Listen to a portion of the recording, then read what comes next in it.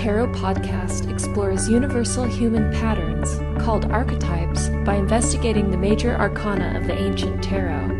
We recognize these archetypes because they are present in our own life stories, myths, and culture. Each card represents a stage of the journey for understanding the greater story of our lives. Welcome to a special edition of the Archetypal Tarot Podcast.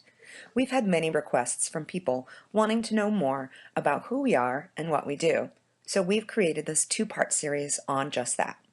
I sat down with my co-host, Cyndera Quakenbush, for an informal interview to share more about her background and unique approach to the tarot and beyond. Look for part 2 of the series coming soon.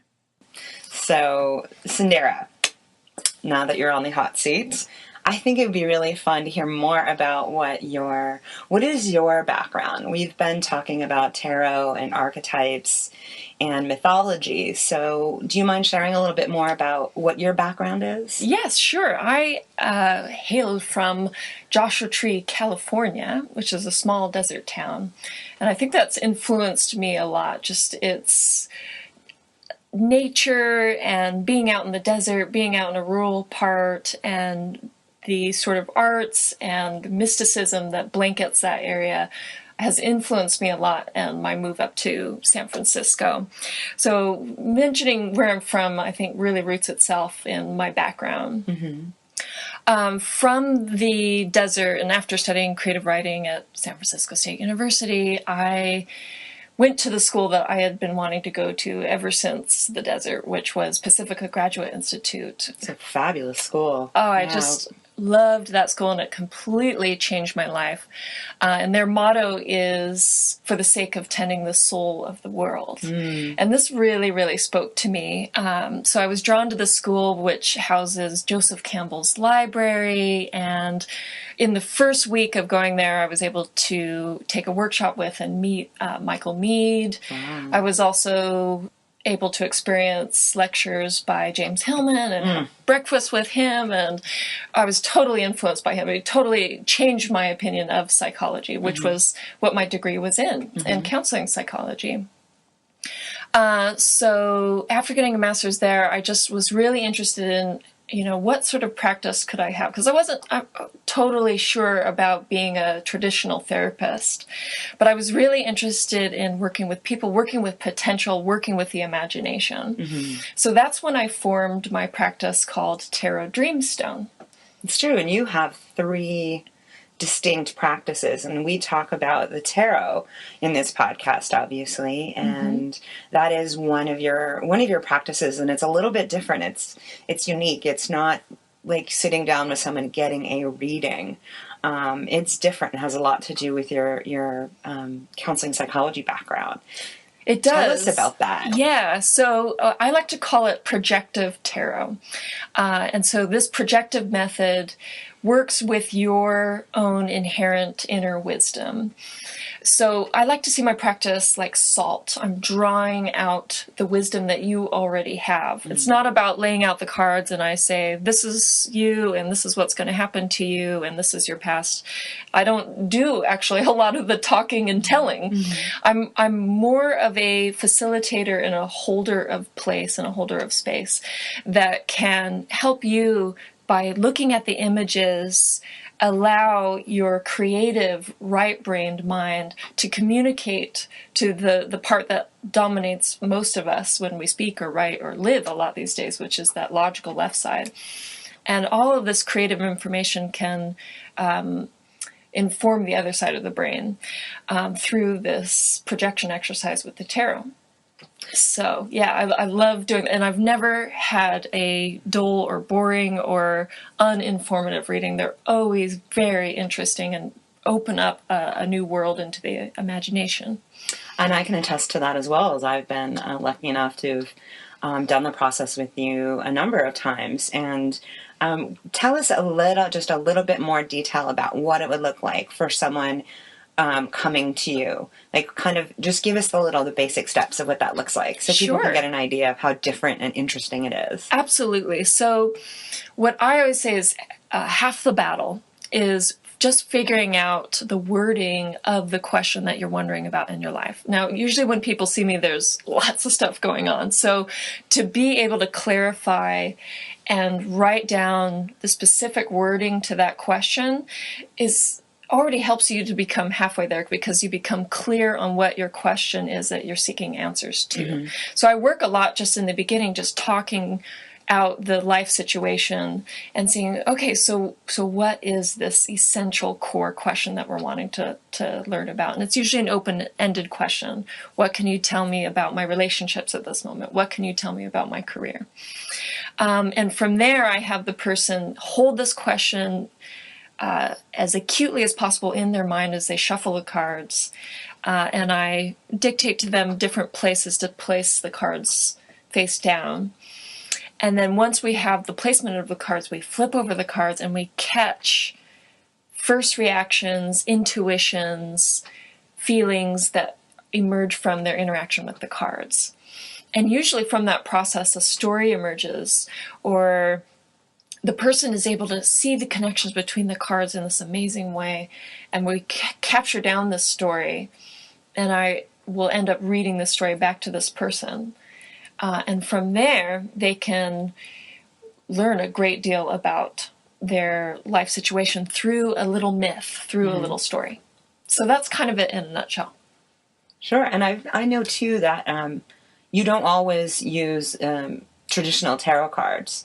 There are different oracle decks and things that you used. And I know I chose one day that wasn't technically a tarot card, really, a tarot deck anyway. And that really had a lot in it. So I think what you're doing is a really powerful process for people to remember that they've got their own innate wisdom, and that and anybody who's really doing work out there, that we are facilitators, and that to remember that we've got that power and that wisdom within us. So It's really, really cool. And so then that leads me kind of next to, you have another practice. Your website is Tarot Dream Stone.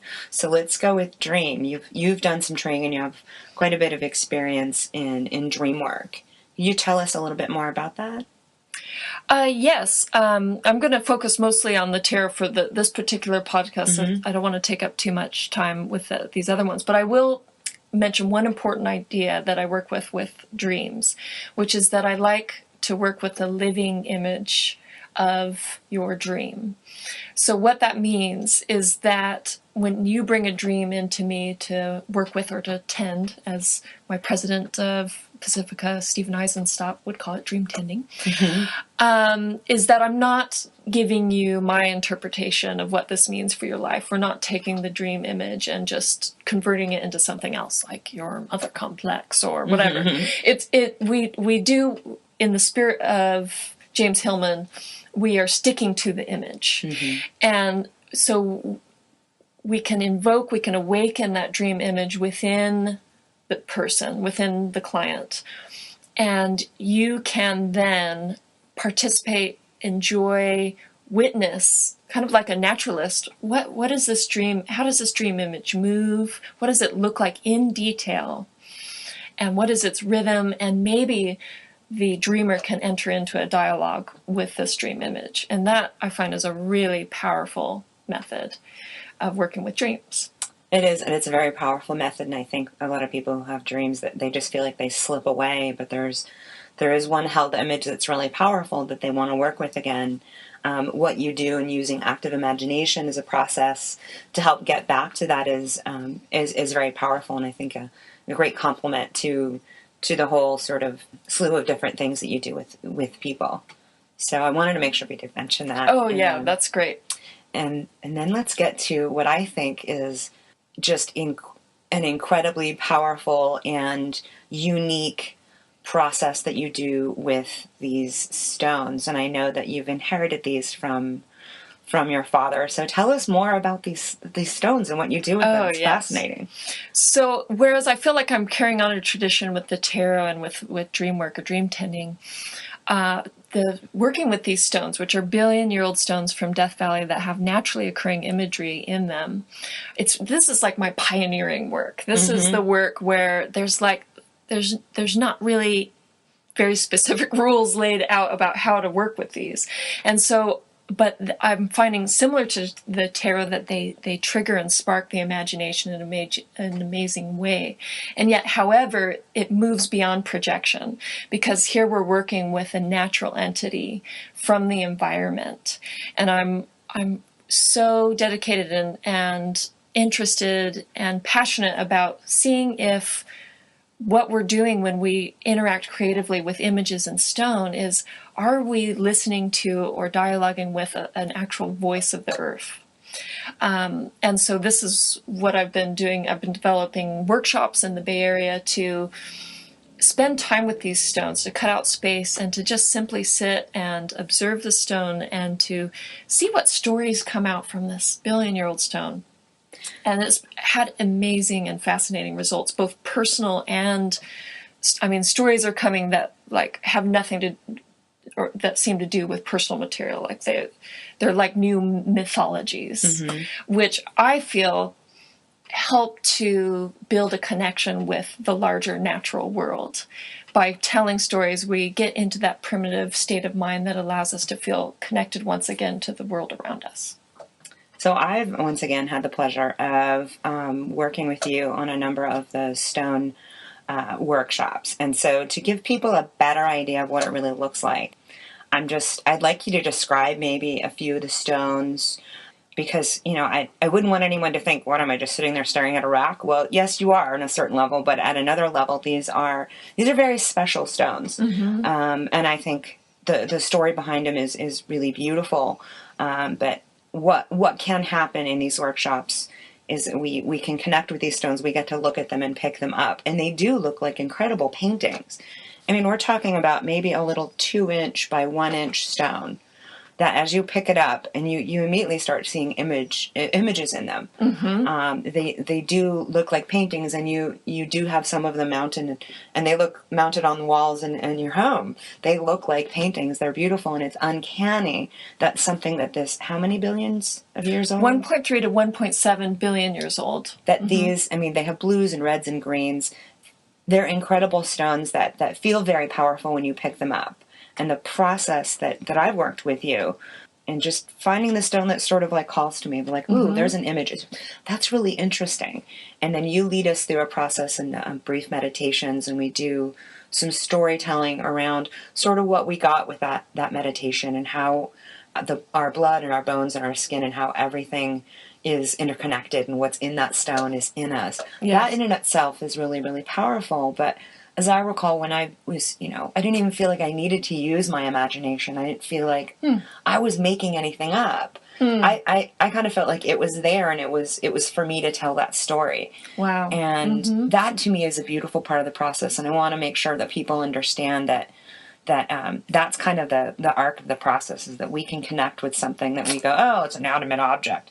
Yes. But there is a real connectivity, and there's a real sense of, I don't know, you call it transcendence or gestalt, that happens when you're interacting with it and you facilitate this. And, I've been in workshops where people are not incredulous, but they're sort of like, oh, I'm not really sure why I'm here. But then they come up with, and they tell a story based on what they kind of imagined was in that stone or the image that was really powerful to them, to the point that people are like, wow, I just had a revelation and I was just looking at a rock. Yes. Those things tend to happen. I think it's very, very special. Wow. Thank you so much for telling about your experience, because what we're talking about here is a real connection and relationship to the anima mundi, or the world soul. And that was what you experienced.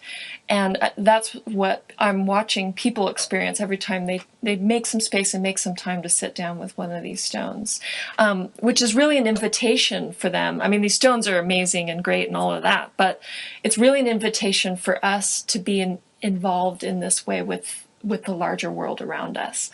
Can we have this sort of relationship with the world, and hence feel more of a sense of stewardship for it and towards it?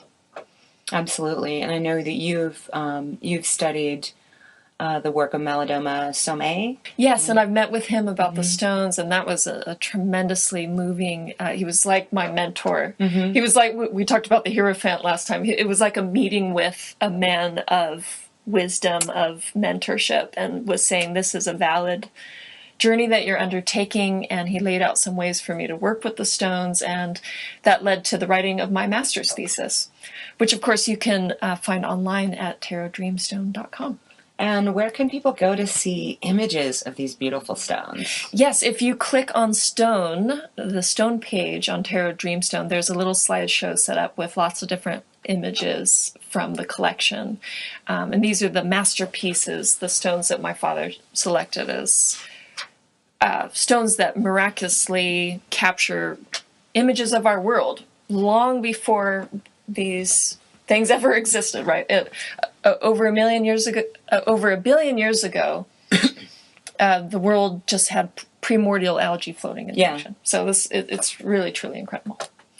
It's beautiful. Yes, and thank you so much for interviewing me on this practice. Really, it's a wonderful thing to share. It is, and thank you for sharing it. And I think a lot of what we both do, you talk about being a facilitator, but also sort of evoking things from people.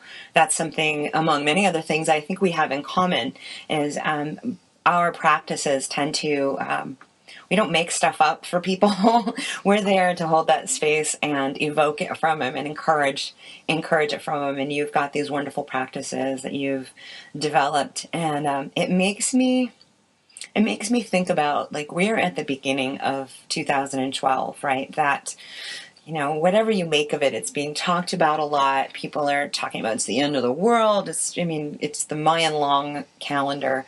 It's the end of that. And there are so many ideas and opinions of what people are talking about in the year 2012. And there is obviously a lot of change happening. And probably the biggest change in that we've seen in a couple of 100 years. I mean, I think anyway, bigger than the Industrial Revolution, simply because our level of communication and our ability through the internet and all the technologies now to communicate with each other and get information. When I was a kid, we had the encyclopedia at the library.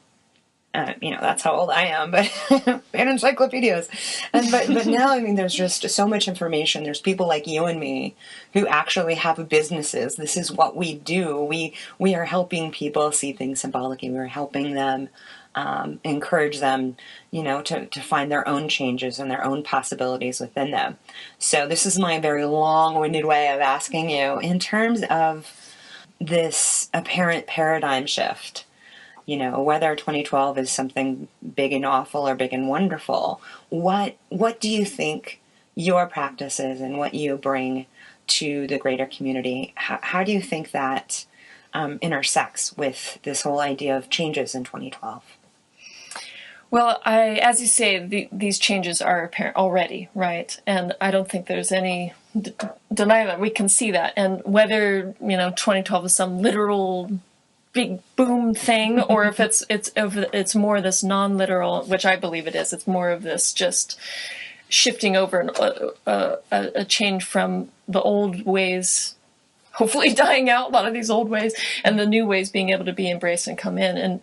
And yet it's kind of a return, I think, to reassessing how things have been done in the past and what have we lost and what is within us naturally that we can regain. So being able to interact with our imaginations and to interact and connect with the world around us, I think is going to be essential, especially with the environmental situation, right? I've been getting, it's really interesting, speaking of dreams and just intuitions, I've been getting a lot of scavenger bird imagery in my stone stories and in just in dreams. I had a dream the other night about the end of the world and also about of which again we don't need to take literally, of course, but I was going to say symbolically. It's always within the realm of possibility, but this vulture has been in a lot of my stone stories and dreams recently, and in studying this bird who's kind of been misaligned by our perceptions, but was actually worshipped in many different ancient societies, including the Greeks and Native Americans. This bird, the vulture, was seen as an avenger of the nature spirits. And this imagery coming so strong through synchronicity and through the stone stories, I'm really seeing, and we're seeing it with weather patterns that are changing. I mean, right now it's just incredibly warm, right? And sunny, and it just feels not quite right? And we're feeling this environmental shift and floods happening in places and droughts happening in other places. So being able to connect with the world around us and regain our sense of stewardship and to change the patterns that have been there since the Industrial Revolution will be important. And so I guess I see that mostly applying to my work with the stones, being able to connect with our environment. I think too, as your practices help people kind of get out of one part of their brain, the logic brain, which, don't get me wrong, we need, right? It'd all be like lollipops and sunshine and people not getting anything done. But it gets, as we talk about in the podcast, this balance of the masculine and feminine. And a lot of, I think, what you can bring to your clients, and certainly I've gotten out of working with you, is sort of a greater sense of self in a good way, but at the same time, a greater sense of connectivity to everyone else and everything else around me. So I see that as being a part of this, what we're calling a paradigm shift. Yes. And you might have mentioned it earlier, that this paradigm shift, the word paradigm itself is basically means two things side by side. Interesting. The roots of the word. I'm a little bit of a word nerd, but to para, which means right next to each other, sort of those choice points, right? And when we have more information about who we really are, that paradigm shift of choosing from one to the other, I think is a lot more empowering than people just kind of rushing around going, it's this, or it's that, or it's this. It's the binary way that the logic mind gets. So getting people used to honoring the creative part of our minds and using that imagination and bringing them together in concert with the strategic mind, I think is really important. That is really helpful to hear that perspective of the work that I do, Julianne. Thank you so much for those insights. Sure, I totally think it's true. And I think, too, it's another way that, you and I can work together really, really well. We have a lot of similarities and complementary practices. So this has been kind of fun today. Thank you for letting me interview you. Yeah, this was awesome. And I think what a great little break to have before we do the lovers and companion card, as we're such companions on this podcast journey. Yeah. And then coming up soon, an interview with you. Yeah. We'll be doing that, I think, between the lovers and the chariot. So maybe. Right. We'll see. While setting off on a new journey with the fool hero, we explore the foolish heroedness of our own pursuits. Absolutely. There you go. Excellent. Well, thank you so much for joining us for this special edition of the Archetypal Tarot Podcast. If you have questions for either of us, as always, please contact us. You can email atpodcast@archetypus.com. Thanks. We hope you enjoyed this episode, and we invite you to become a part of the Archetypal Tarot team by becoming one of our patrons. Our patrons are awesome. So if you're interested, visit tiny.cc/tarot for more information and the awesome rewards for joining. That's tiny.cc/tarot. Thank you for joining us for the Archetypal Tarot Podcast. For more information on Cyndera's work, please visit her website, tarotdreamstone.com. For more information on archetype consulting, visit archetypist.com. That's archetypist.com. Thanks for listening.